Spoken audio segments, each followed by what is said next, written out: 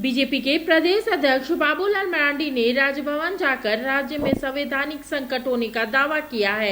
राज्यपाल सीपी राधाकृष्णन से मुलाकात कर बाबूलाल मरांडी ने संवैधानिक संकट का हवाला देते हुए कहा है कि राज्य में मुख्यमंत्री हेमंत सोरेन के स्थान पर किसी गैर विधायक को शपथ नहीं दिलाया जाए।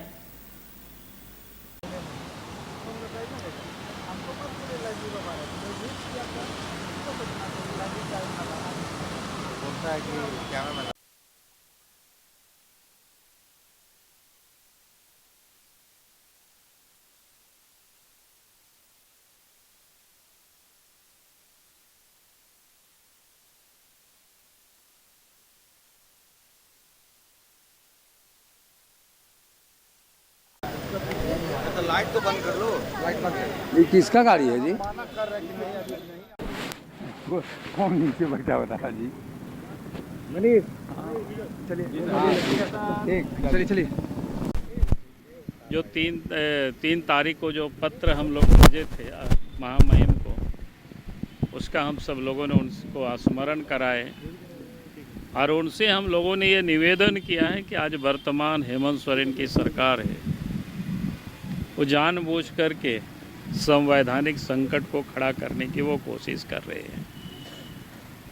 और इसलिए आप सब ने देखा कि पिछले दिनों उन्होंने एक विधायक गांडे से सरफराज अहमद जी को रिजाइन कराया। बड़ा अफरा तफरी थी कि उन्होंने विधायकों को भी बैठक में बुलाए, लेकिन हम सब ने कह दिया था कि भाई चूँकि अब 1 साल से भी कम समय बचा हुआ है और ऐसे स्थिति में चुनाव हो नहीं सकता है, और आप तो सुप्रीम कोर्ट का भी कल के जो वर्डिक्ट आ गया है, अब ये चुनाव संभव नहीं है। और हम कहेंगे कि 1 साल तो छोड़ दीजिए, झारखंड में तो 1 साल से भी कम समय, और कम समय यहाँ तक कि क्योंकि दिसंबर में चुनाव होना है तो सितंबर अक्टूबर में ही आदर्श आचार संहिता लग जाते हैं, यानी चुनाव की जो प्रोसेस है वो पहले ही शुरू हो जाता है। अगर उस हिसाब से जोड़ेंगे तो मुश्किल से 7-8 महीना का समय बचा हुआ है। तो ऐसी हालत में कोई चुनाव कराना बिल्कुल गैर संवैधानिक है। हम सब लोगों ने उनसे निवेदन किया है, आपको जो आवेदन हम लोगों ने भेजा है उसे आप इलेक्शन कमीशन को भेज दीजिए। और हम सब लोगों की उन्होंने पूरी बातों को सुना है और मैं समझता हूं कि जो विधि सम्मत होगी वही कार्रवाई वो करेंगे। ये सब हम लोगों को पूरा विश्वास है। संवैधानिक संकट है क्या? अरे वो तो आज ने कह रहा है, नहीं तो रिजाइन क्यों कराया? रिजाइन तो 2 ही स्थिति में होता है, या तो सरफराज अहमद जी के साथ पार्टी की कोई झगड़ा हो तभी तो कोई दल छोड़ते हैं, और दल छोड़ते हैं तो फिर पद से वो रिजाइन करते हैं। तो उनके कोई झगड़ा भी नहीं है। दूसरे दिन आप सब ने देखा कि जब 3 तारीख उनकी बैठक हुई थी, उस बैठक में सशरीर उपस्थित थे, जो मैंने आप ही सब लोगों का न्यूज़ को पढ़ा।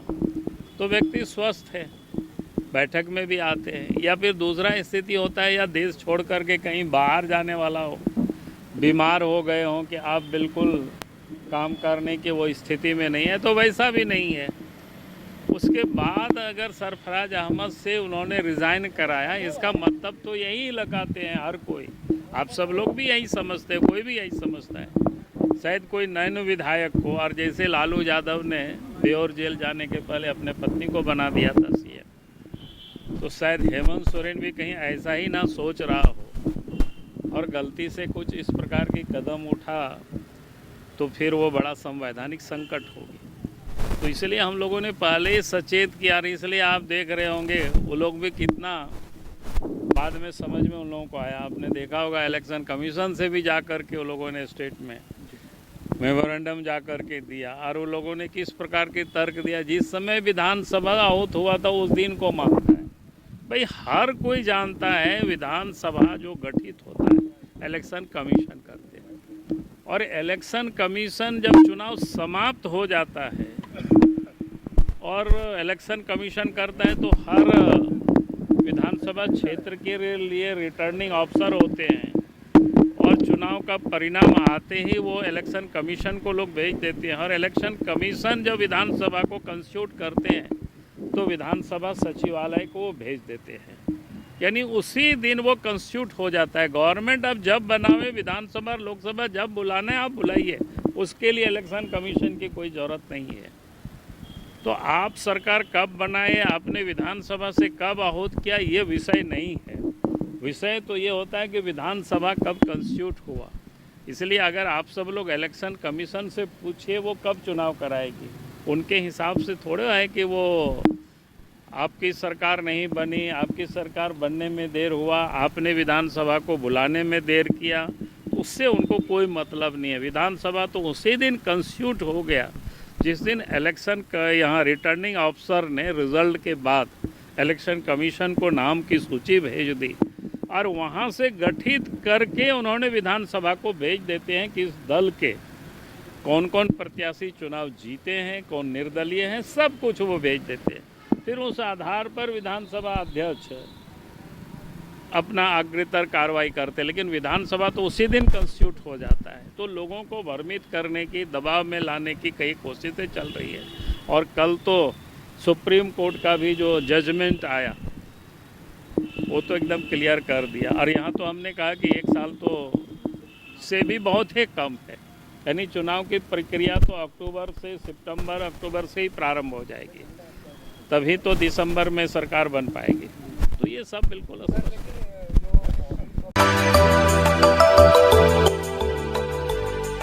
मिनी लंदन मैक्लुस्कीगंज प्रकृति की गोद में बसा ड्रीम डेस्टिनेशन आपका कर रहा है इंतजार।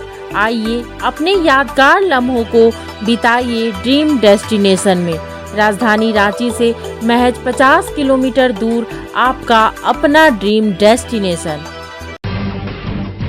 जब टूटती है आस, जब थकती है सांस, जब रूठते हैं अपने, मुंह मोड़ता है जमाना, जब अंगड़ाई लेता है संकल्प, फिर बनती है कहानी, बनते हैं अनमिट निशान। देखिए मेरे साथ संघर्ष की दास्तां।